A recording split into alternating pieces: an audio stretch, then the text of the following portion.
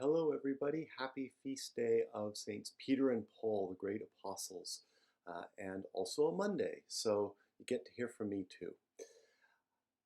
First thing, just wanted to give you a little report on 3 weekends of masses. We've actually been remarkably consistent. The individual masses numbers have gone up and down, but our totals for the first 2 weeks, were around 225. We had a little spike this past weekend, but I think that was mostly because of the 5 o'clock Mass, and I'll talk about that in a minute. But this past weekend we had 200 and I think it was 67, so almost 270 people for the entire weekend. So that is very, very good news. People are coming. We haven't had to turn many people away. The only masses we've actually had to turn people away were the last 2 Fridays.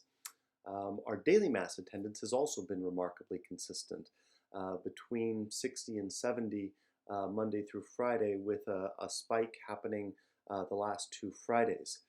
We haven't hit 100 the last 2 Fridays, but with social distancing and a lot of people come singly, i.e. without their spouse or other members of their household, so you have one person in a pew reserved for 3 or 4. So when those seats are all filled, we do have to close the doors, so that's why we max out at 70, 78. The closest we've got to 100, I looked, was at an 11 o'clock Mass. The first weekend we had 95, so that means the pews were well reflected of the number of people and groups that were there, families that were there together. So.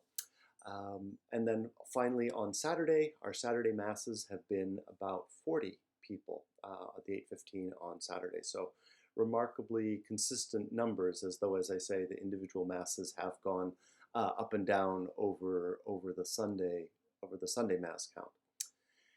Part of the reason for the spike at the 5 o'clock yesterday afternoon was that the Mass was offered for the Perpetual Adoration group, and a number of those members of that group came to Mass last night to be a part of that. So it was wonderful to see so many of them there. Also, the happy occasion for the 5 o'clock yesterday evening was the RCIA, the 3 candidates that we had that would have normally been received at the Easter Vigil. I had the pleasure of receiving and confirming last night at that 5 o'clock Mass. So we have 3 new parishioners, so congratulations to Melissa, John, and Matthew, who were received, confirmed, and received First Holy Communion at the 5 o'clock yesterday. So obviously they brought their sponsors and some family and friends as well to celebrate with them. So that was a very happy occasion this weekend. So lots to be grateful for in these days.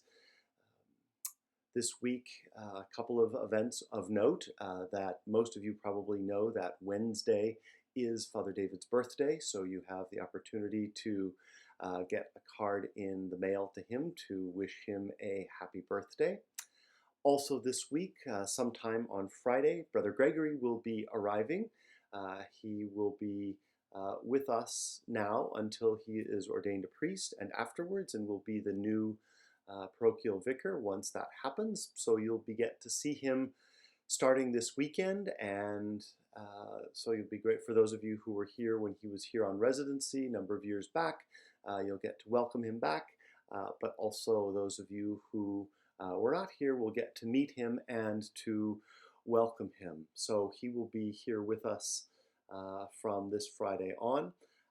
Because he's not a priest, after Father Brad leaves, which, by the way, is not until about the 28th of July. So even though his formal assignment finishes this week, Father Brad is being very kind and generous and staying around for most of July, helping me out. And it is looking like I'll actually get a week of vacation. So I'm happy about that and grateful for that. And then Father Brad will take a long time going back east, so he will actually get a vacation too. So it works out for everybody. But again, so Father Brad will be here through about the 28th of July. So you'll get to see him as well as Brother Gregory. So you'll have the benefit and the opportunity to continue to say goodbye to Father Brad and hello to Brother Gregory. Unfortunately, because of the circumstances, we can't do a formal gathering or party.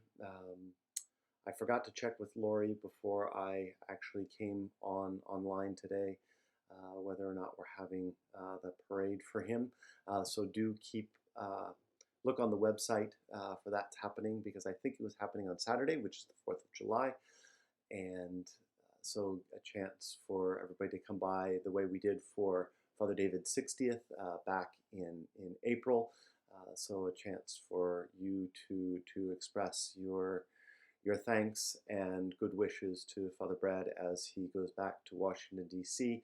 To begin his studies for a higher degree, so called a licentiate. That is, by American standards, is between a master's and a doctorate. And Father Brad will begin that in the fall. So best wishes to him. Again, that you get the chance to welcome back Brother Gregory. So again, lots to be grateful for this week.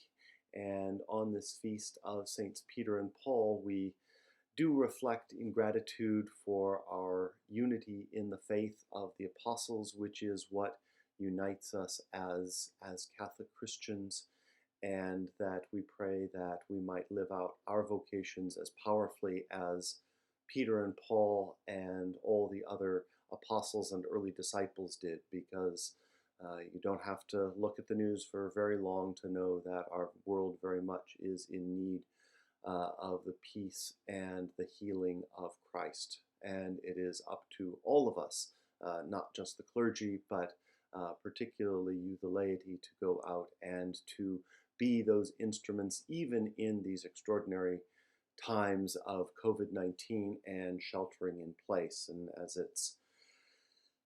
we continue to move through that, it does not absolve any of us of again, living out our vocations powerfully and being agents of Christ in our own day, in our own time, and particularly in our own places and the circle of influence that each of us inhabits. So again, a happy feast day of Saints Peter and Paul. I pray that the Lord would fill you with his spirit of joy and power to live out your vocations even in these unusual days. Keep Father David and Brother Gregory and Father Brad in your prayers in these days, and we will see you soon. Take care now. God bless. Bye-bye for now.